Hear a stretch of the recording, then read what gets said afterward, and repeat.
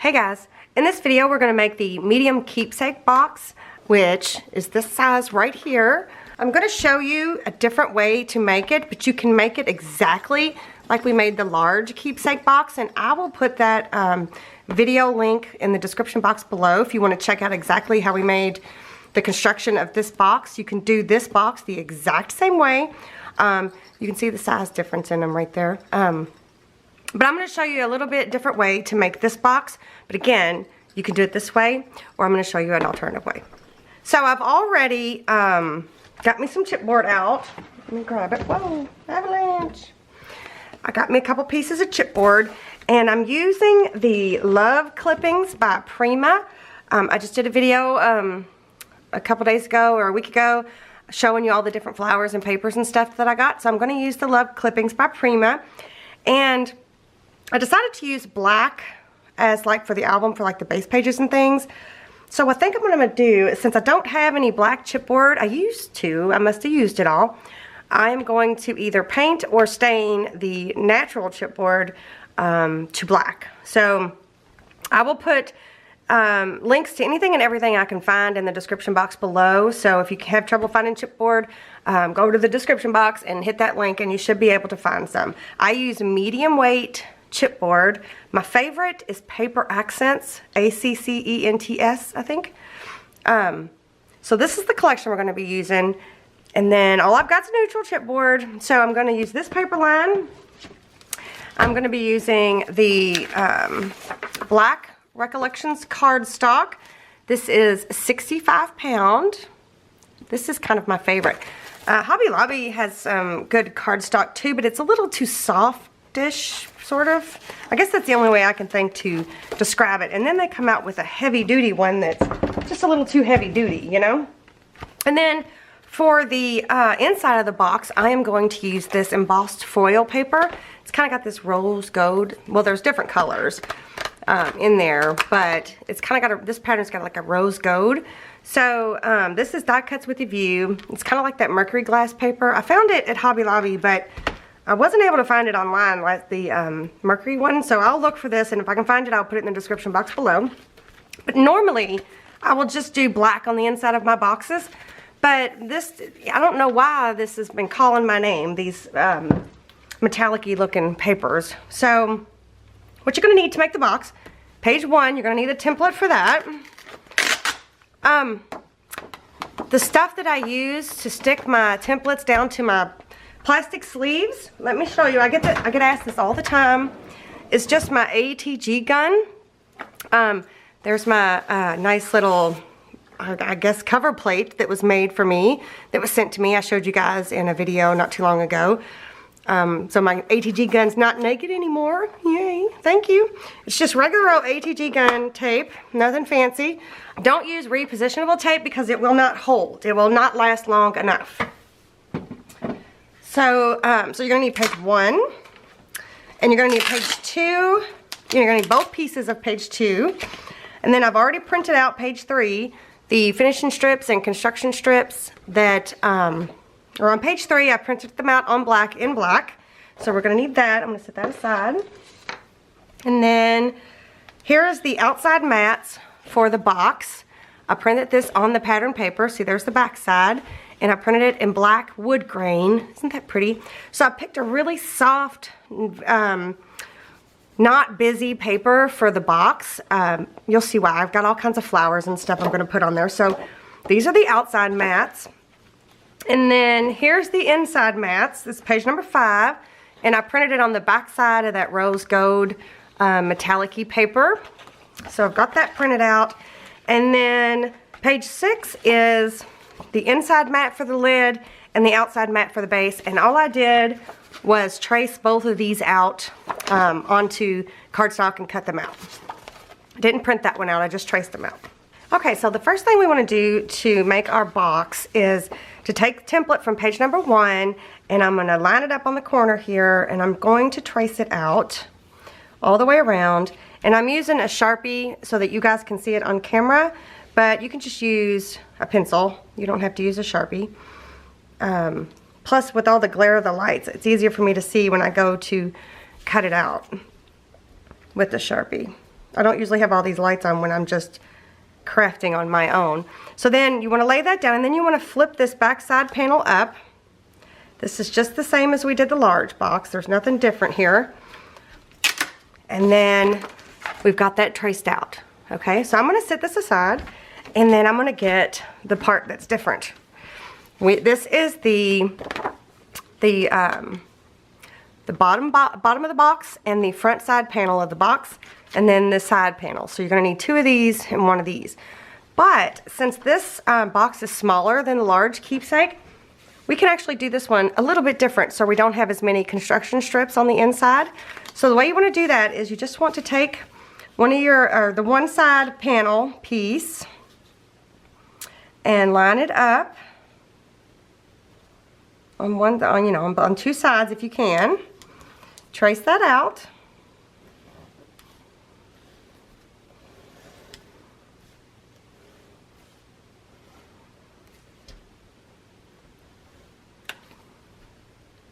Well, hope you can see. This is the second time I'm using my new camera, you guys, so still bear with me with figuring out all the kinks of my new camera.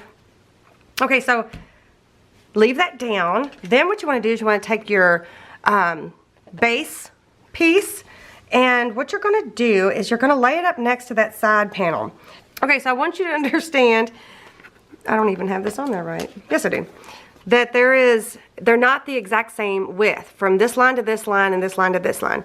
This one is a little bit bigger. I would say it's not quite 1/8 of an inch bigger, maybe 1/8 of an inch bigger. So it's just a little bit longer on each side, and that's what you want. The reason for that is so these tabs, when they bend over and bend in, they don't buckle out everything. So you want to lay that down, trace this out. It'll make sense to you once you make it. And again, if you want to make one of these in a prototype form, you know, like in paper or with cereal box or something like that, that's probably a good idea. If it's the first time you've ever made a box, it'd be a good idea to go ahead and make like a prototype. So then I'm going to take this piece off, and then I'm going to move it down here and then reposition it. Whoa, I was way off there for a second. And it doesn't look like my chipboard is very square, either that or my template isn't, but that's okay because these little wings here, it doesn't matter if they get shortened a little bit. So you just want to try to match it up the best you can, and then trace this one out, and then flip the tabs up, and flip this tab up, and then that's it. Okay, so now you got something that looks like that, and you're going to be cutting away this piece and all of this surrounding piece, okay? But the rest of it you're going to leave intact together. Okay, so I've got my cutting mat, my Score Pal cutting mat. I love this mat. It's my favorite. I've got that out, my Tim Holtz ruler, and my box cutter. You can use a craft knife instead of a box cutter, but I feel like the chipboard kind of dulls my knife or my craft knife a lot faster, so I like to use the box cutter. So I went ahead and trimmed out along the outside, but you can see I haven't trimmed it out all the way. So I just wanted to remind you that when you're cutting this piece, you do not cut it apart. So you just want to make 2 very gentle, 2 or 3 very gentle passes. You're just kind of like slicing the chipboard so that it will bend, and if it doesn't bend right away, then go ahead and do another swipe. Whoop. Maybe I should have put my ruler back up there, of course. I thought it would be okay. Okay, so we'll just do another quick swipe. And you know what? If you do end up separating them, that's okay. Just use a construction strip, no big deal. So then it'll bend, and it'll be a really nice joint there. Okay, so you want to do that, but then right here you want to cut these pieces off. So these teeny tiny little slivers here, you want to cut those off. So now we've got the lid and the back panel all trimmed out, just like that, okay? So then on this one, what I'm going to do is I'm going to go ahead and take all of this off and be right back. Okay, so I've removed most of the excess. This is the only piece, this piece and this little piece and this little piece right here are the only ones I have left to actually remove. But what I wanted to show you is you need to keep these two side panels on. So we're just going to just slice through just like we did with the lid and the back panel. We're just going to make a couple gentle swipes. That was about 3. Hopefully that'd be good. We're going to do that on both of these side pieces. Really too, just so we don't forget they need to be left on. And then remember, you can always come back and swipe some more. Now here's where I was talking about the offset. Do you see here how the side panel stops, you know, a little bit further, like 1/8 of an inch or less further back? It's not even 1/8 of an inch. It could be. No, it's more like a, I don't know, it's not 1/8 of an inch. But you see that? So you're not going to be able to just go straight, because then it would not work. See, there's a difference there too. So you just need to take your time, and I'm going to do these little flaps first. They should be exactly the same. So I'm going to swipe a little bit there. And come back down here, swipe a little bit. Try not to go too crazy. And then move up a little bit. And make a few gentle swipes. And I'm going to flip it around and I'm going to do the exact same thing, except this piece right here is going to be removed. Okay, so the whole thing fell out. See there? So the piece, that piece has been removed. Then, oh, I didn't do those yet. Let me go ahead and do these little flaps right here. Just a couple gentle passes. I have a feeling I'm going to have to go back and pass it through there a few more times. You could, if you don't even have to use your knife, if you don't want to, you could use your scissors to actually remove, did I go through there? To remove the excess.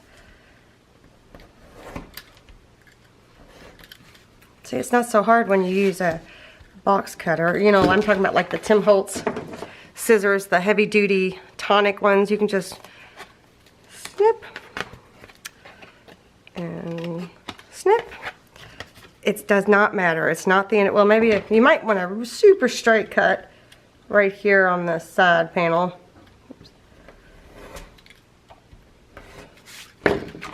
Then after that, you can just snip, snip. Like that.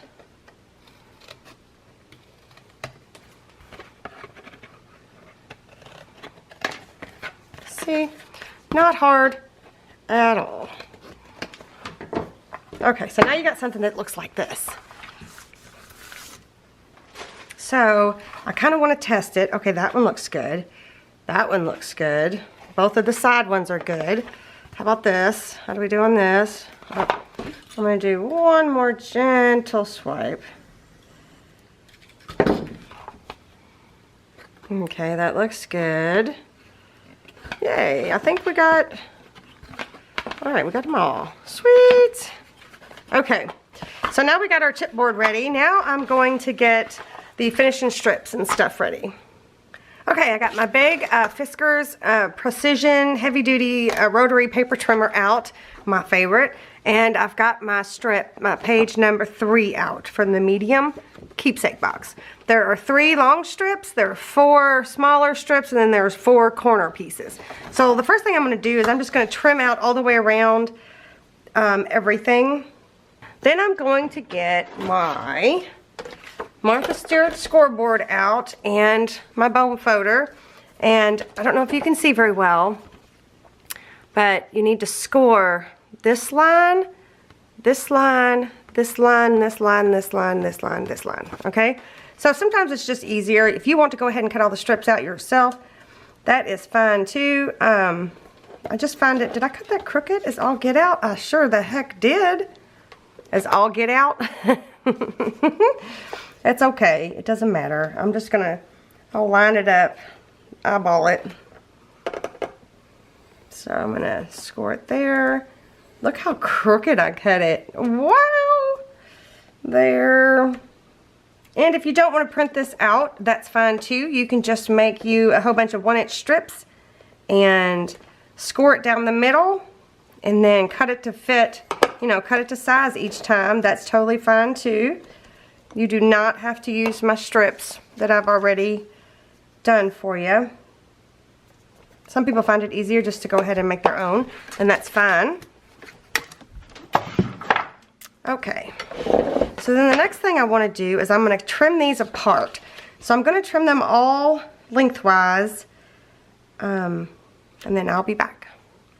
Okay, so I've trimmed them all out except for I've left the little the corner piece, the little corner finishing piece onto the smaller piece. I left it attached. So all I'm going to do with all of them is I'm going to fold them over, burnish them, and then I'm going to take some Suquane double-sided score tape. This is 1/4 inch, and I'm going to run a piece on either side of that score there, except I'm going to go on the outside of it. So there's the score, and I'm going towards the outside. So I'm going to, I'll just show you here in just a second. So I'm going to do these to all the pieces, right? So there's where it folds. Let me fold it the other way so you can see it. So this is the fold, and this is the one I'm lining it up with. So it looks like that. And this is the one, whoops. I'm even doing it to the ones that are connected, the two pieces that I still need to cut apart. So I'm going to do that. I'm going to fold them all and put tape on them and be right back. Okay, so I've got tape on everything. I did want to point out one of the long strips is the actual construction strip. Since we left the two sides on, we only need one long strip to connect the two pieces. Normally, we would need two short and one long, but we only need one long. I put the tape closer to where the score mark is on this one because it's the construction strip. The other thing I wanted to point out is we do not need two of these short pieces. We don't, because we're not going to be constructing the side pieces. They're already there. So we're just going to need the two corner pieces that are on here. So when I cut these apart, I'm going to make sure to put these in my workbook. So if I do it different another time, I'll have an extra set of construction strips. So now all we need to do is fold them in half. And with this one, since I only need the corner pieces, I'm going to go ahead and just, so I don't forget, I'm actually going to cut them a little longer, the little corner pieces, just in case. So I'm going to set these to a side so I don't forget that I need to put those up. And then with the longer strips, we need to just notch the corners ever so slightly. You don't have to do this. It just helps just a little bit. Even with the one that we're going to use to construct the two pieces together, I'm going to go ahead and knock those corners off. So I did leave these a little bit longer than what they originally are. And that's because I want you to see that even if you make your own, you can always, measure. Or if your printer printed them off a little short, sometimes that happens too. Every printer is a little bit different. So we're going to attach these two pieces together. First of all, let me make sure this isn't an issue here. Doesn't look like it cuts straight. So this is your base and your front panel and your lid and your back panel. So you want to flip everything over and you want your back panel to attach to your base panel. And it should be the exact same width as your base panel. This back panel and base panel should be the exact same width. Then you want to take that long one that you put closer to the score there. You want to take that strip, take the backing off of one side. And then I'm going to use a little bit of glue stick. It does nothing for the actual adhesion down. It doesn't do anything really for that. It just gives you a little wiggle room. So I'm going to connect this piece to the back panel, back side panel here. I'm going to go all the way down. Now see, if I hadn't used that glue stick, it wouldn't have wiggled around like that at all. It would have been down. When it stuck, it stuck. So I'm gonna do that, and then I'm gonna take this side off, the backing off of this side. A little bit of glue stick. And I'm gonna butt these two up best I can here, and then flip that over and press. Where is my, there it is. And then really give it a good press. I want it to stay stuck. So now that I have all these pieces connected. So now is when you want to go in and add your color to your chipboard. If you're going to paint it now, paint all the edges. You can paint the whole thing if you want to. Paint all the edges, paint even this part. You know, the last time in the large keepsake I used Distress Stain and Vintage Photo. I haven't quite decided what I'm going to do yet. I have a few ideas, but I'm probably just going to go with the easiest. So I have a few options. I've played around a little bit on a scrap piece of chipboard. So there's 3 different options here. This one right here is gesso. It's black gesso, and I have Liquitex black gesso, and it's super, look at, it's got super good coverage. I mean, you can't tell that that is not black chipboard at all. It's very matte. It looks really nice, so I might use that. And then I also have acrylic paint dabber. This is it right there. Can you see the difference? It's kind of got a little bit of shine, and it's not full coverage. You know, it doesn't cover the entire chipboard. Not that that's necessary, but it has a little bit of a shine. I don't know. So there's that, and it was a little hard to use on this chipboard. I don't know if it's just because it's old. I should probably get a new one out. And then I've also got Distress Stain in black soot, and that's that right there. And I think that's what I'm going to go with. I haven't decided yet. And you know what I should do? Since I showed you in the large keepsake box how to do the stain now, I think I'm going to show you what to do if you don't do it until after. So let's do that. I'm going to do that. That way it gives me a little more time to think about what I want to do.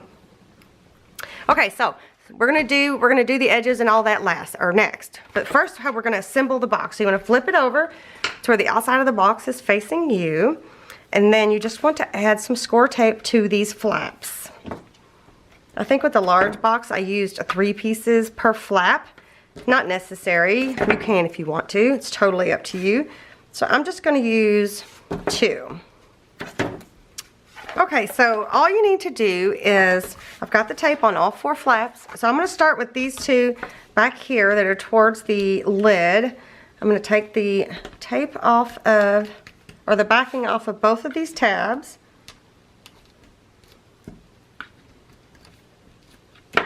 And then what I'm going to do is I'm going to lift it up. I'm going to flip that tab in. I'm going to turn it on itself, and I'm going to match that up. I'm going to match that corner piece up. Can you see that? It's completely matched up. I'm going to give a little press there. And then I'm going to do the same thing to this side. I'm going to flip that tab in, match it up, and smoosh. Okay. So then what you want to do is take the backing off of the other 2 sides, like that, and you want to make sure they're both kind of tucked in. And then you just want to attach the front panel to that tab on both sides. Just like that. That over. So now we have the construction of the box made. You might want to give it a little gentle push, that way it's kind of going the right direction. So right now it's not going to want to stay flat. That's because this hinge right here is still really stiff, but I'll be able to remedy that here in just a second. I'm going to use my Distress Stain. I do have the Distress ink in black soot, even though you can't tell because it's black on top. So if you don't have a stain, you can just take your ink pad. This is a craft mat under here. You can just take your ink pad and smoosh it like that, and then you can just wet it with water, and see it just turns instantly into like a liquid. So then you can use a brush to get in there and all the little nooks and crannies, you know, like the inside. But I'm going to use I'm going to use the Distress Stain. So the first thing I'm going to do is I'm going to start at the bottom, and I'm going to take it around all the edges, even though most of these are going to be covered by strips. You just never know. And make sure you get those corners really good, because sometimes the strip doesn't cover the entire corner. You know, on the top and the bottom corners. So you want to get all the edges. Oh look, looks like I got something on there. Maybe oil or something. So you go and do all the edges that you can. Okay, so now what I'm going to do is, you can see I've missed quite a few spaces. I'm just going to squeeze some out onto my craft mat here. Get my brush. And I'm just going to go in and paint it in just like I was painting a picture. Get all the corners. Everything I've missed, that's what I'm going to get with this brush.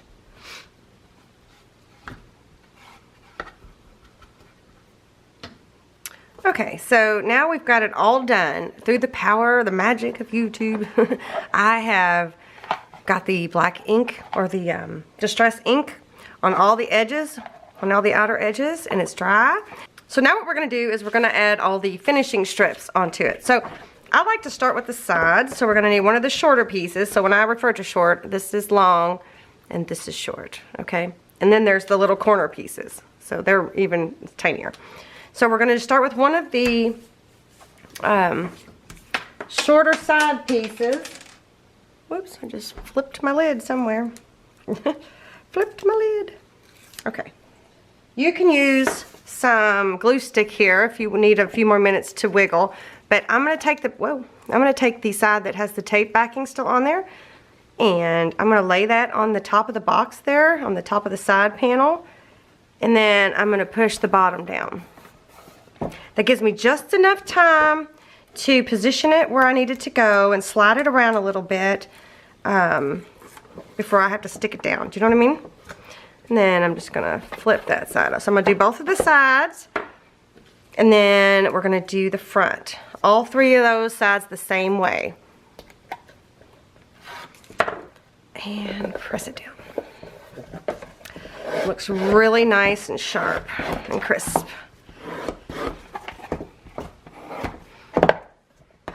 Okay, so then last thing we need to do is these corner pieces. So I'm going to do the same thing. I'm going to take the backing off of one side, and then I'm going to use the tape backing on the top again, and I'm going to match it up. Remember, I left these a little bit longer, and I'm glad I did, because looks like I needed it just a hair longer than normal. Sometimes I cut the wrong way, and I just figured, oh, I didn't even trim that one off. Oops. Let me go ahead. I guess it doesn't matter, but I don't know. I'm weird like that. Okay, did I get the tape off of it? Yeah. I don't remember. Alright, so I'm going to flip it around. I'm going to do the same thing over here. I'm going to do all four corners the exact same way.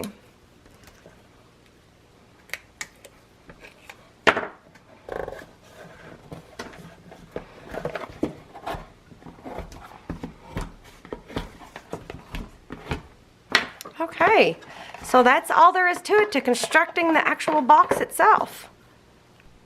Okay, so the next step is matting the box. So we need page 4, 5, and 6. Page 4 is the outside mats, page 5 is the inside mats, and then page 6 is the inside lid mat and the base mat. So I've already obviously cut those two out. So what I'm going to do is I'm going to go ahead and trim all of this out and then come back. Okay, so I've got everything cut out. I'm not going to use any of the closures. I'm going to do a different closure for this one. So I'm going to set those aside. And I'm going to, on all of these metallic-y ones, I'm going to take my archival ink in jet black. And I'm going to just ink the edges of all of the metallic-y ones in black. But for the outside mats for these, I'm going to, the top one, I'm just going to ink in black. the lid piece, I'm going to ink it in black. This is a Tim Holtz blending tool. Does the job super quick. And I'm just flicking the edge there. Nothing fancy. And you don't even have to ink it if you don't want to, because it's already distressed.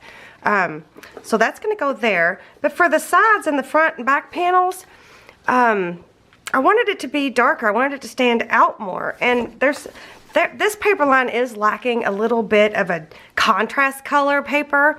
Like in the Wild and Free one, there's these blacks and stuff, and those are really pretty. Well, this paper line doesn't really have that. So what I'm going to do is, I've got, this is called Old Rose. It is a chalk edger from Prima. I'm not even sure if these are still out, but I have a whole set of them, and I was trying to find just the right color to use to complement this paper line. So I think this is it. So what I'm going to do is I'm going to go pretty heavy on here, and I'm really going to get some color on there.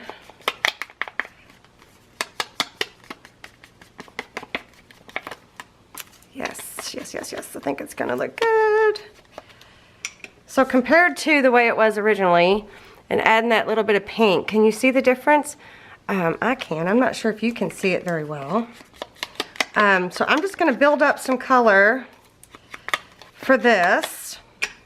And so when it's on the side, it'll be a little bit darker, a little bit more contrasting, if that makes sense. I hope it does. I think I'm making sense. And then after I do that, then I'm going to go in with my archival ink and jet black and then do the edges of it real quick.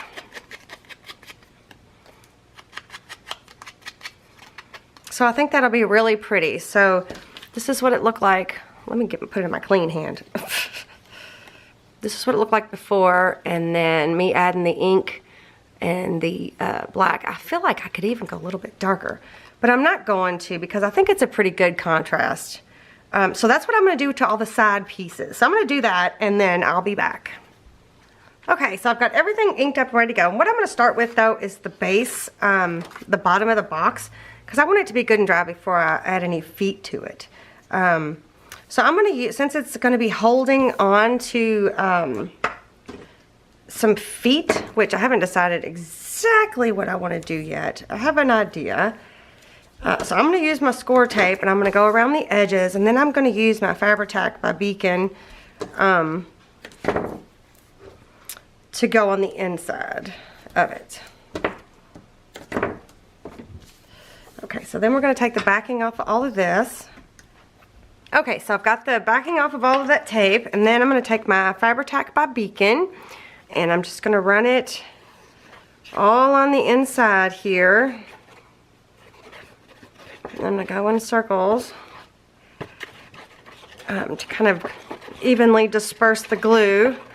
It looks like there's a lot of glue, but there really isn't, because I'm dragging it all over the place. It's not real thick or anything. So I'm going to flip this sucker over, and then I'm going to line it up and place it down.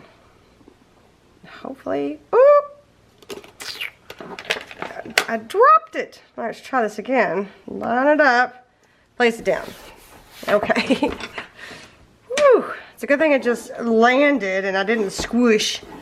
Okay, so there we go.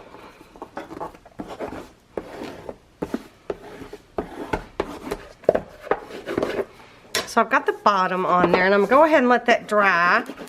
So the next thing I want to do is I want to do the inside. And the way I'm going to do that is I'm just going to go ahead and just start putting glue on the back of everything and just placing them in. So I'm going to get the glue on everything, and then I'll be back. Alrighty, so I've got the glue on the back of all the inside pieces, and I'm going to start with the bottom. And since I've just used my Fabri-Tac, I'm going to be able to wiggle it around to get it exactly where I want. Now, if you use a dry adhesive, like a double-sided tape, where's my little thingy? Here it is. My little short, stumpy burnisher. If you use a double-sided tape or anything like that, you won't be able to move it around very much. Oh, whoop. Wow, they landed on each other. Alrighty, I'm going to stick this one on the inside front panel here. I know you can't see.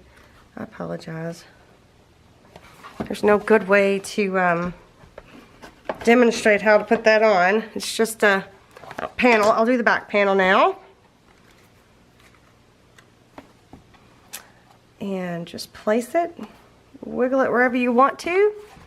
Wherever you want it to be. And then burnish it down. Just like that.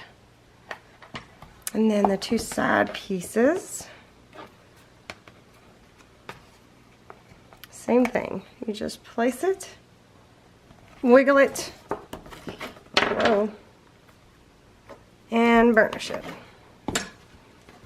This does not have to be an exact science, so don't freak out if it's not 100% perfect.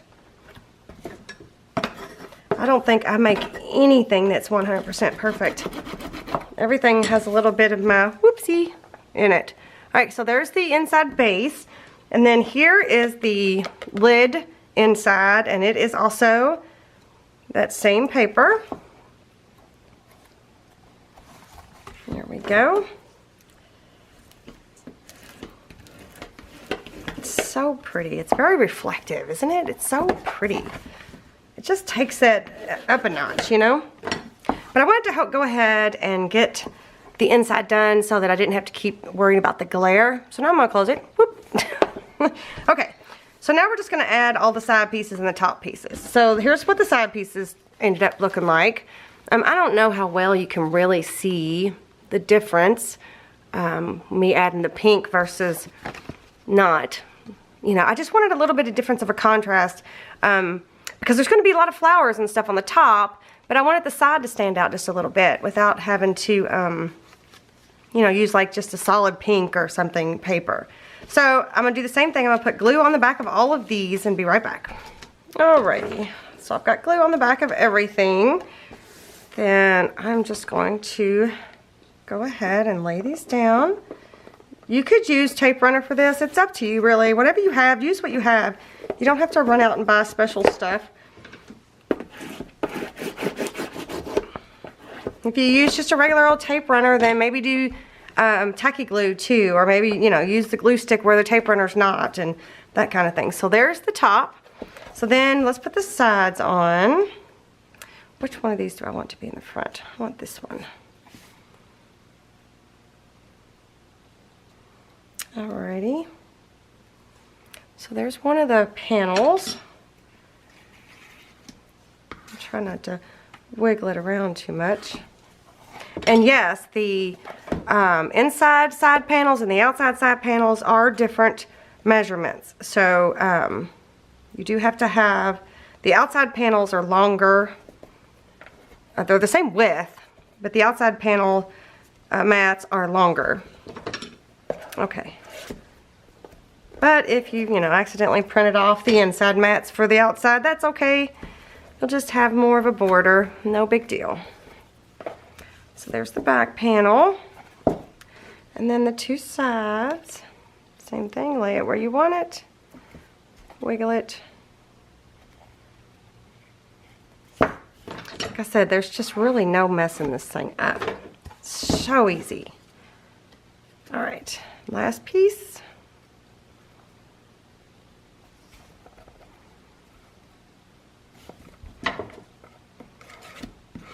Okay, so there we have everything matted. It looks beautiful. I'm not going to do the closure yet, but I do think I'm going to go ahead and do the feet so they have time to dry. Okay, so what I think I'm going to do is, these are some of my beads. This is just the pink variety of my beads. I also have a video where I showed you how I made these VHS cases into my bead storage. I'll link that below if you wanted to see. But whenever I get like packages of beads or a string of beads, I always try to,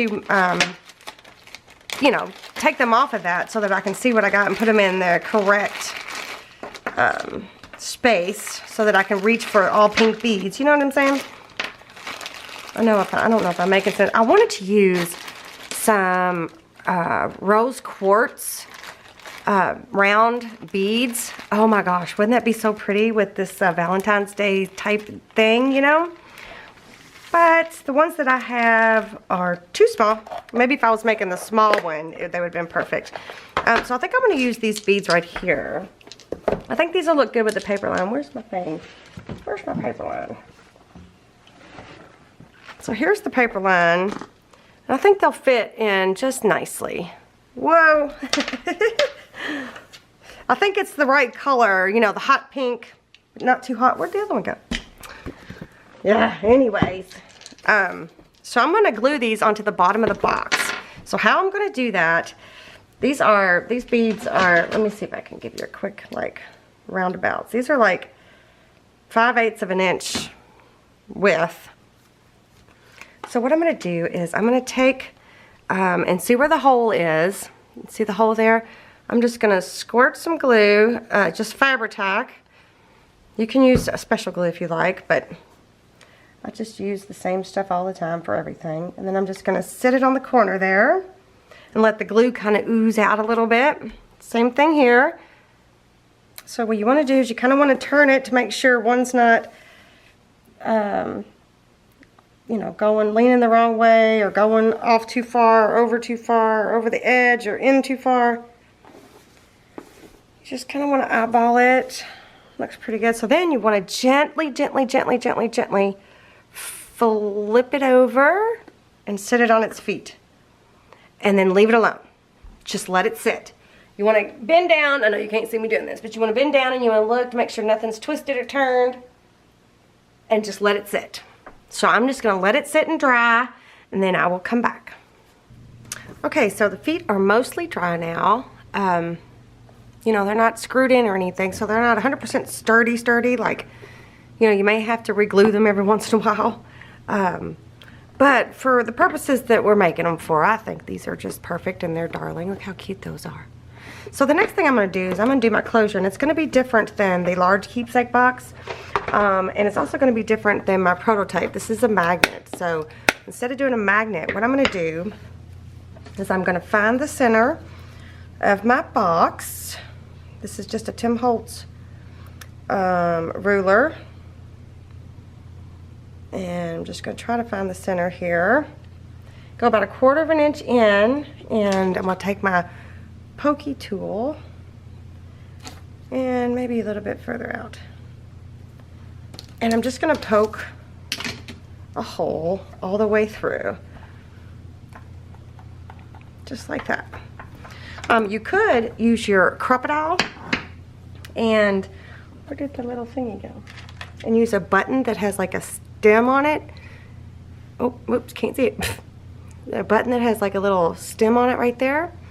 And you can shove that through and then put a jump ring through that hole and dangle a charm. But what I'm going to do is I'm going to use one of these little screw eyes. These are from Tim Holtz. Just grabbed one. It doesn't really matter which one. And I'm going to punch it up through here like this. And then I'm going to take one of the flowers from the collection, little pink one right there, and I'm going to poke a hole in the bottom of it, trying to avoid the wire that's in there, and trying to not poke a hole in my finger. Just going to kind of use it like an awl and just keep twisting in there. So now I've got a hole right there. I'm going to put some glue in there. That's a little much. That's okay. So what I'm going to do is I'm going to stick that little end of the screw there into the hole that I punched, and then I'm going to twist them together. Now that seems kind of weird, but it works. So now when it dries, this will be just as sturdy as anything else. So now I've got this. Can you see it better now? So I've got the rose like screwed down onto this little,